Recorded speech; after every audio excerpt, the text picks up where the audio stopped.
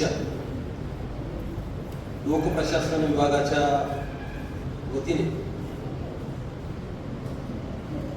एक दिवसीय आंतर विद्याशाखीय राष्ट्रीय चर्चासत्राच्या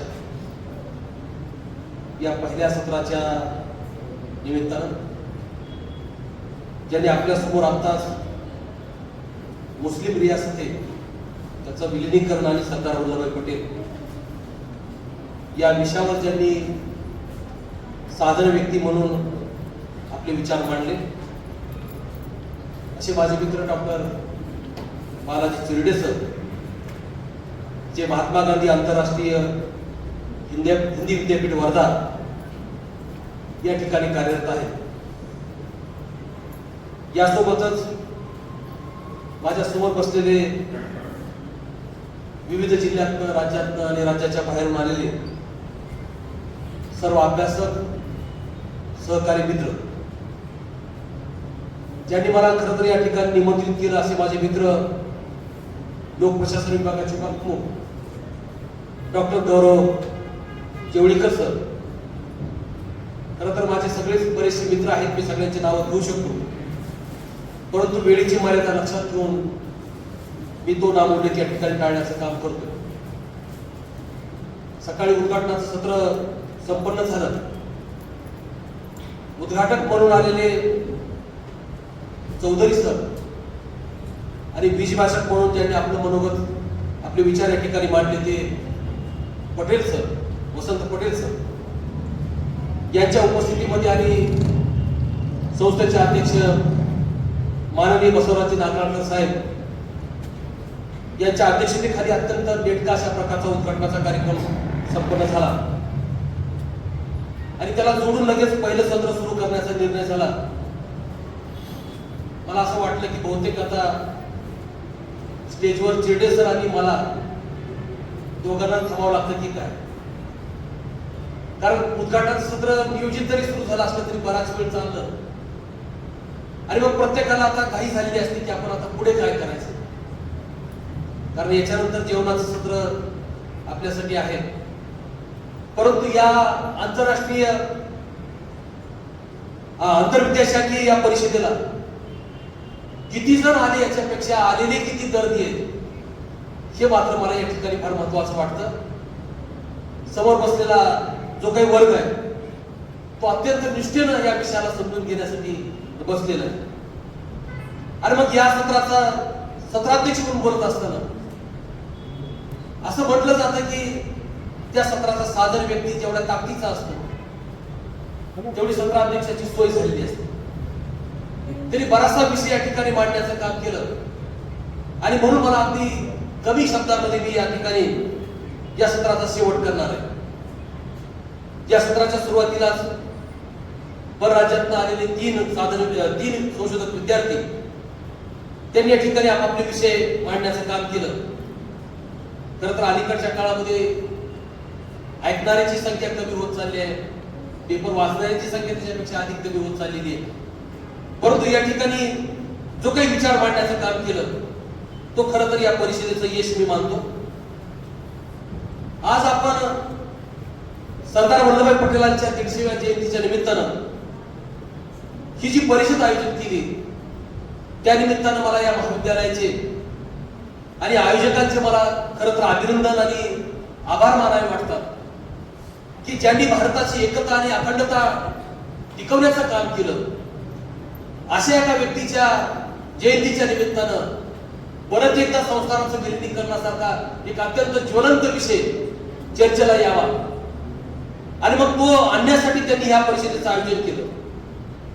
खरं तर संस्कारांचं विलिनीकरण झालं नसतं तर या देशाची एकता आणि अखंडता पूर्ण झाली असती का नाही याच्याबद्दलचा प्रश्न या ठिकाणी काय राहिला असता. चिरडे सरांनी मुस्लिम संस्थानाच्या विलिनीकरणाबद्दल बोलत असताना या ठिकाणी अनेक संस्थानांचा उल्लेख केला. त्याच्यामध्ये हैदराबाद संस्थान जे आहे ते तर भारताच्या मध्यभागी असणारं सर्वात मोठं संस्थान होतं. लोकसंख्येच्या दृष्टिकोनातून पहिल्या क्रमांकाचं तर क्षेत्रफळाच्या दृष्टिकोनातून दुसऱ्या क्रमांकाचं हे संस्थान होतं. या संस्थानामध्ये आसफजाही नावाचं जे घराणं होतं त्यांची निजामाची राजवट या ठिकाणी होती.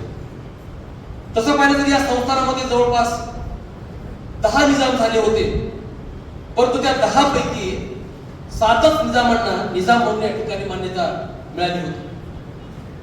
आणि मग या संस्थानाच्या विलिनीकरणाची जबाबदारी ज्यांनी पार पाडली ते सरदार वल्लभभाई पटेल एक देशभक्त होते, कुशल संघटक होते, महान मुत्सद्दी होते, यशस्वी अशा प्रकारचे प्रशासक होते. आणि मग त्यांच्यावर ही जबाबदारी देण्याचं काम झालं. तसं पाहिलं तर भारतीय स्वातंत्र्य लढ्यामध्ये आणि नंतर संस्थानाच्या विलिनीकरणामध्ये ज्या व्यक्तीने अत्यंत महत्वाची भूमिका बजावली असे सरदार वल्लभभाई पटेल आहेत. सरदार वल्लभभाई पटेल हे महात्मा गांधीचे अत्यंत निकटवर्तीय असे आहेत.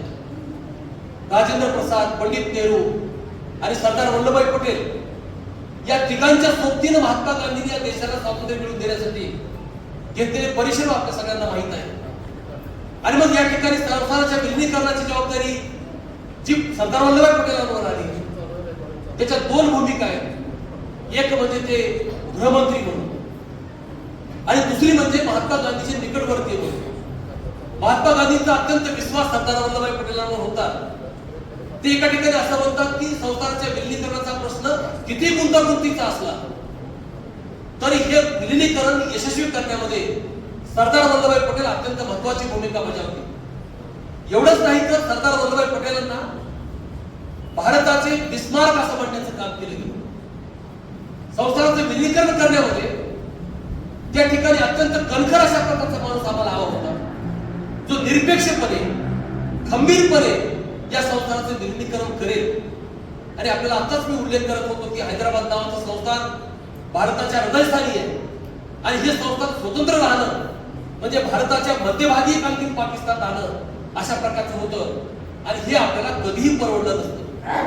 एकतर या देशाचा एकता आणि अखंडता या ठिकाणी पूर्ण झाली नसते.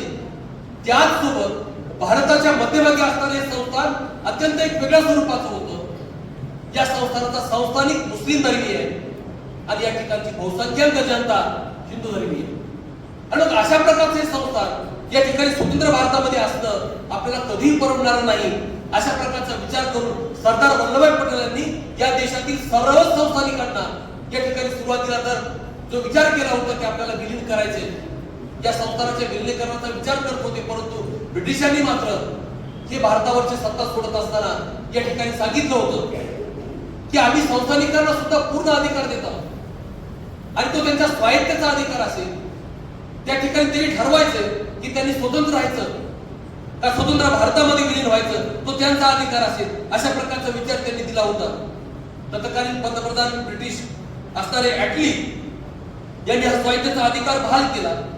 आणि मग हा अधिकार बहाल केल्यानंतर आपल्याला पाहायला मिळालं की स्वतंत्र भारतात विलीन व्हावं की स्वतंत्र राहावं अशा प्रकारच्या गुंतागुंतीमध्ये अडकलेले काही संस्थानिक मात्र या ठिकाणी विचार करू लागले की स्वतंत्र अस्तित्व कायम ठेवणं एवढं सोपं सुद्धा नाही. म्हणून बहुतांश संस्थानिक स्वतंत्र भारतामध्ये विनाशर्त या ठिकाणी विलीन झाले.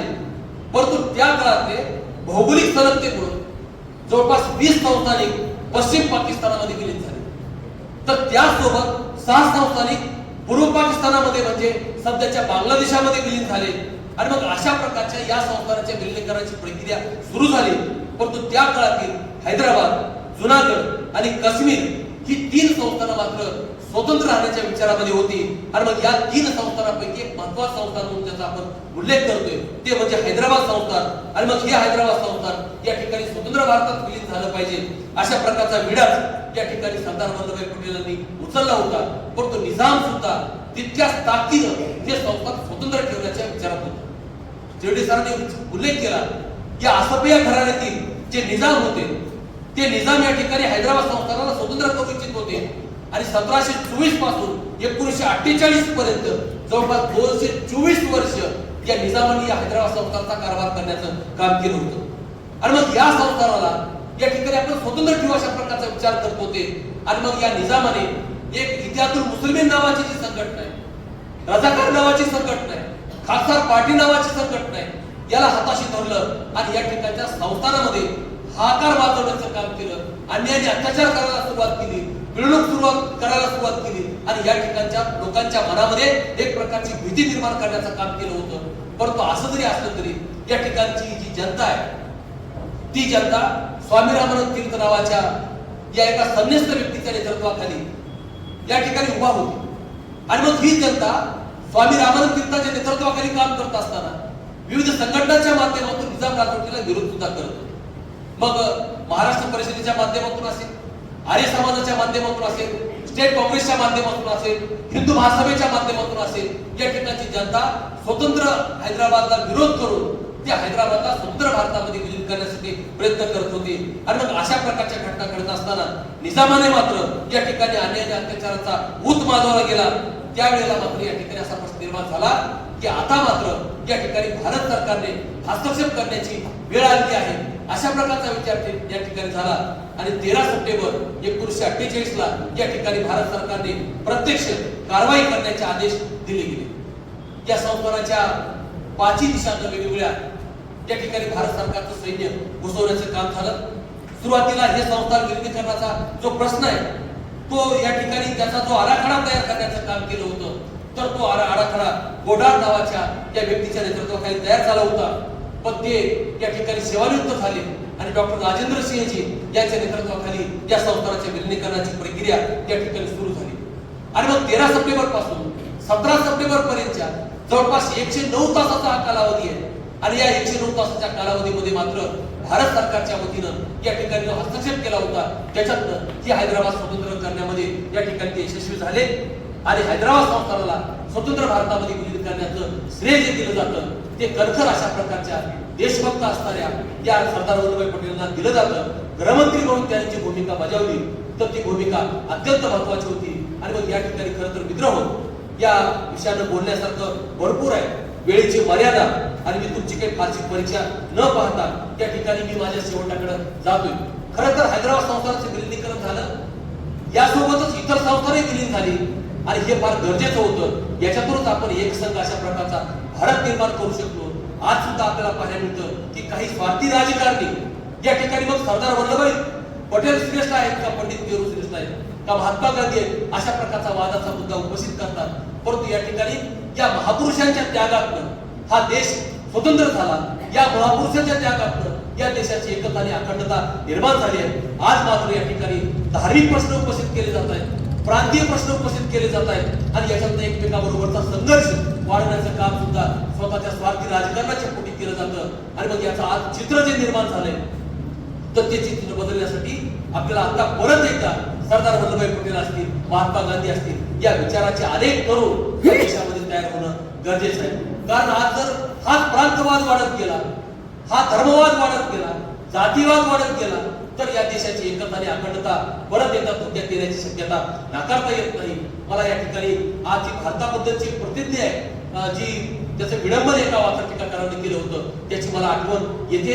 मी जी सांगतो आणि माझ्या वाणीला या ठिकाणी पुरावा देतो ती अशा प्रकारची आहे. तो असं म्हणतो की भारत कधी कधी माझा देश आहे, आम्ही सारे भारतीय अलग अलग आहोत.